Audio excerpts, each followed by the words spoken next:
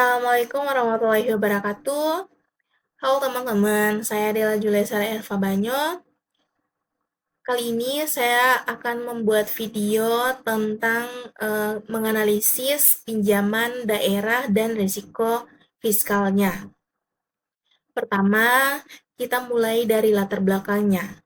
Nah, pemerintah daerah memiliki banyak kebutuhan pembangunan, seperti pembangunan jalan, jembatan, fasilitas kesehatan, dan pendidikan. Namun, seringkali pendapatan daerah tidak cukup untuk membiayai semua kebutuhan tersebut. Oleh karena itu, pemerintah daerah dapat menggunakan pinjaman sebagai salah satu sumber pembiayaan. Lalu, apa itu pinjaman daerah? Pinjaman daerah adalah semua transaksi yang menyebabkan pemerintah daerah menerima sejumlah uang yang nantinya harus dibayar kembali dalam jangka waktu tertentu. Pinjaman ini berasal dari pemerintah pusat, lembaga keuangan seperti bank, atau bahkan melalui penerbitan obligasi daerah. Tujuan utama dari pinjaman daerah adalah mempercepat pembangunan dan meningkatkan pelayanan publik. Selain itu, pinjaman juga dapat digunakan untuk menutup defisit anggaran dan mendorong pertumbuhan ekonomi di daerah. Pinjaman daerah sendiri memiliki beberapa jenis. Ada pinjaman jangka pendek yang biasanya digunakan untuk menutup kekurangan kas sementara, pinjaman jangka menengah, dan pinjaman jangka panjang yang umumnya digunakan untuk proyek-proyek besar seperti infrastruktur. Selain itu, ada juga obligasi daerah yang diterbitkan kepada masyarakat atau investor. Namun, penggunaan pinjaman ini tidak lepas dari yang namanya risiko fiskal. Nah, risiko fiskal adalah potensi terjadinya kondisi keuangan yang tidak sesuai dengan perencanaan. Artinya, ada kemungkinan pemerintah daerah mengalami kesulitan dalam mengelola keuangannya akibat pinjaman tersebut. Beberapa jenis risiko fiskal yang perlu diperhatikan antara lain adalah risiko kredit, yaitu risiko ketidakmampuan membayar utang.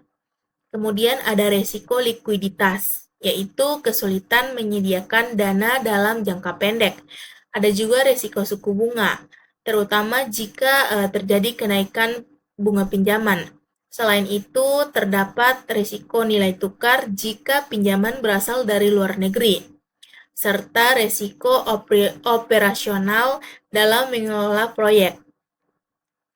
Nah, untuk menganalisis pinjaman daerah, ada beberapa indikator yang bisa digunakan, misalnya rasio utang terhadap pendapatan asli daerah atau PAD, yang menunjukkan seberapa besar beban utang dibandingkan kemampuan pendapatan daerah.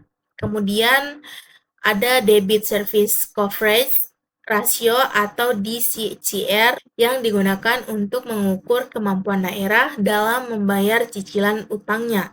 Selain itu, kita juga bisa melihat proporsi belanja utang terhadap total belanja daerah. Pinjaman daerah tentu memiliki dampak baik positif maupun negatif. Dampak positifnya adalah percepatan pembangunan dan peningkatan ekonomi daerah. Namun, di sisi lain, pinjaman juga dapat menimbulkan beban fiskal jangka panjang, risiko gagal bayar, serta ketergantungan terhadap utang jika tidak dikelola dengan baik. Oleh karena itu, diperlukan strategi pengelolaan risiko yang tepat.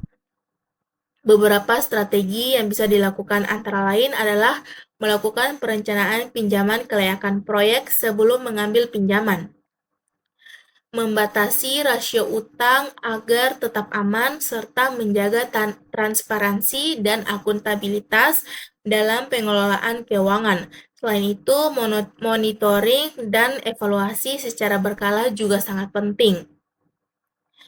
Yang terakhir, sebagai kesimpulannya adalah pinjaman daerah merupakan alat yang penting untuk mendukung pembangunan. Namun, penggunaannya harus dilakukan dengan hati-hati dan disertai analisis risiko fiskal yang baik agar tidak menimbulkan masalah di masa depan. Mungkin itu saja tugas video dari saya. Terima kasih sudah menyimak video ini. Mohon maaf jika ada salah kata.